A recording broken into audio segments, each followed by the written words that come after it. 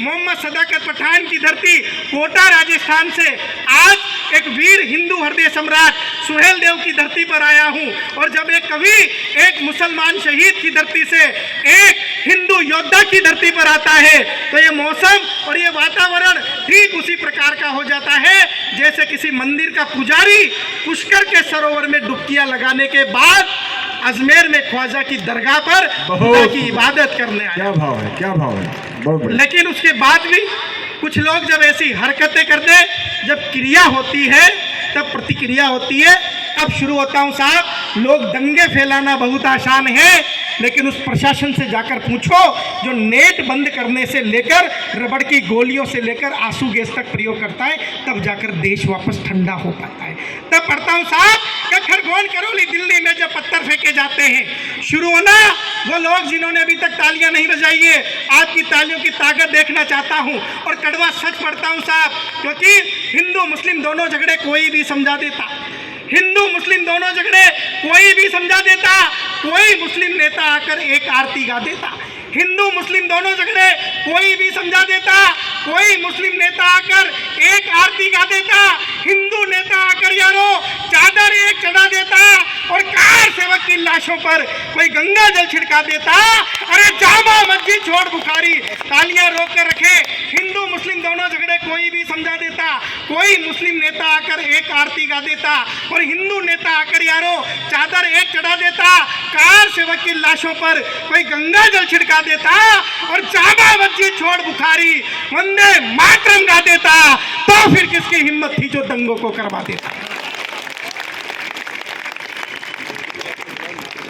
तो फिर किसकी हिम्मत थी जो दंगों को करवा देता? क्योंकि खरगोन करौली दिल्ली में जब पत्थर फेंके जाते हैं, खरगोन करौली दिल्ली में जब पत्थर फेंके जाते हैं तब मंदिर के शिखर कलश भी प्रतिक्रिया पर आते हैं। खरगोन करौली दिल्ली में जब पत्थर फेंके जाते हैं तब मंदिर के शिखर कलश भी प्रतिक्रिया पर आते हैं। क्रिया की प्रतिक्रिया होना माना ही की मजबूरी है, पर भारत तेरे टुकड़े होंगे नारे कहाँ जरूरी है। हिंदू मुस्लिम जो भी दोषी तुम दोनों को छाटो जी और दया धर्म की भाषा छोड़ो, सीधे फांसी टांगो जी। हिंदू मुस्लिम दो भी दोषी तुम दोनों को छाटो जी, दया धर्म की भाषा छोड़ो, सीधे फांसी टांगो जी।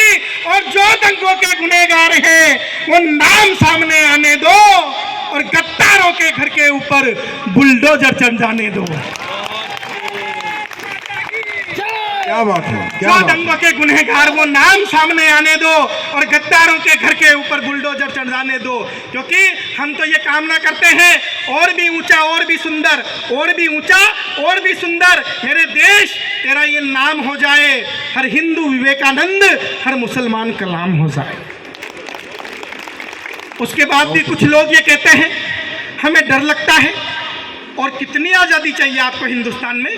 तब पढ़ना चाहता हूँ साहब इस धर्मनिरपेक्ष भारत ने क्या दिया, कि हमने तुमको अपना माना रहने को घर बार दिया, बहुत हो गया।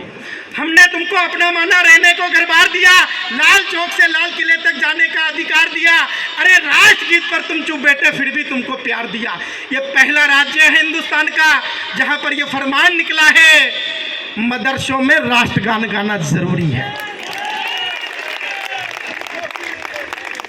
तब पढ़ता हूँ साहब का हिंदू मुस्लिम का हमने तुमको अपना माना रहने को घर बार दिया, लाल चौक से लाल किले तक जाने का अधिकार दिया, राष्ट्रगीत पर तुम चुप बैठे फिर भी तुमको प्यार दिया, पर बदले में तुमने मेरी भारत मां पर वार किया। अरे हिंदू और मुस्लिम में बोलो तुमने कैसा भेद किया और जिस थाली में खाना खाया उस थाली में छेद किया। मित्रों कुछ लोगों की अभी भी पीछे जो बैठे हुए हाथ खामोश है, मैं आपके हाथों को लहराते हुए देखना चाहता हूं और मुझे लगना चाहिए कि मैं भारत माता के बेटों के बीच और वंदे मातरम के गीतों को गाने वालों के बीच कविता पाठ कर रहा हूं, क्योंकि अभिव्यक्ति कितनी आज़ादी। मित्रों एक जैन मुनि हुए तरुण सागर जी महाराज, उन्होंने एक बात बोली कि हम ये जो 10-10 रुपए की बोतलें पीते हैं, लिम्का, पेप्सी, कोको कोला, इनको पिएंगे नहीं तो हम बीमार नहीं होंगे क्योंकि इनके अंदर कीटाणु आते हैं। तो एक अभिनेता शाहरुख खान जो उस समय पेप्सी का विज्ञापन करता था, उसने अभिव्यक्ति की आज़ादी का फायदा उठाते हुए एक भाषा बोली कि मिलावट तो गाय के दूध में भी आती है। जब एक अभिनेता 10 रुपए की बोतल की तुलना माँ के दूध से कर दे तो इलेक्ट्रॉनिक मीडिया चुप रह सकता है, प्रिंट मीडिया चुप रह सकता है, पर वो कभी चुप नहीं रह सकता जो महाराणा प्रताप की धरती से उत्तर प्रदेश में बुलाया जाता है। एक साथ जयकारा जोर से लगे तो अगली दिक्कत यही आती है कि कहां से आवाज आ रही है।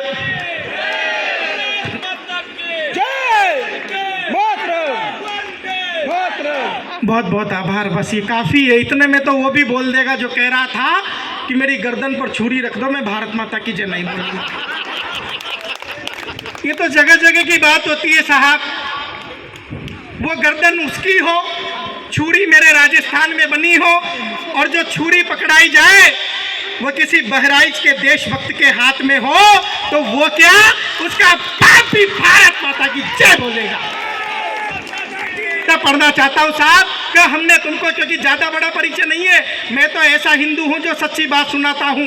हारिफ मेरे घर आता, तस्लीम की राखी पाता हूँ, और रोजों के दिन में तो मैं भूखा तक सो जाता हूँ। इसीलिए मैं कविता को संविधान बनाकर गाता हूँ, इसीलिए मैं कविता को संविधान बनाकर गाता हूँ।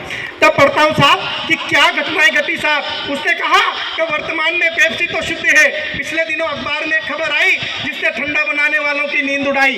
तो स्वदेश फिल्म बनाने वाला एक अभिनेता शाहरुख खान मंच पर आया और जनता को संबोधित करते हुए बोला कि यदि मुझे भारत में पेप्सी नहीं पीने दी जाएगी तो मैं अमेरिका जाकर पीऊंगा, और पेप्सी तो मेरी आत्मा है, मैं इसके बिना कैसे जीऊंगा। उसने कहा कि वर्तमान में पेप्सी तो शुद्ध है पर माँ के दूध में मिलावट आती है। उसने कहा कि वर्तमान में पेप्सी तो शुद्ध है पर माँ के दूध में मिलावट आती है। तब मैंने कहा तेरी माँ डेयरी पे जाती है इसीलिए दूध में मिलावट आती है। मैंने कहा तेरी माँ डेयरी पे जाती है इसीलिए दूध में मिलावट आती है, और यदि माँ के दूध में मिलावट होती तो जो हंसता है भारत वो कभी ना हंसता, वो हमेशा रोता और मर जाता उदय सिंह। पर पन्ना धाय का बेटा आज भी जिंदा हो, पर पन्ना धाय का बेटा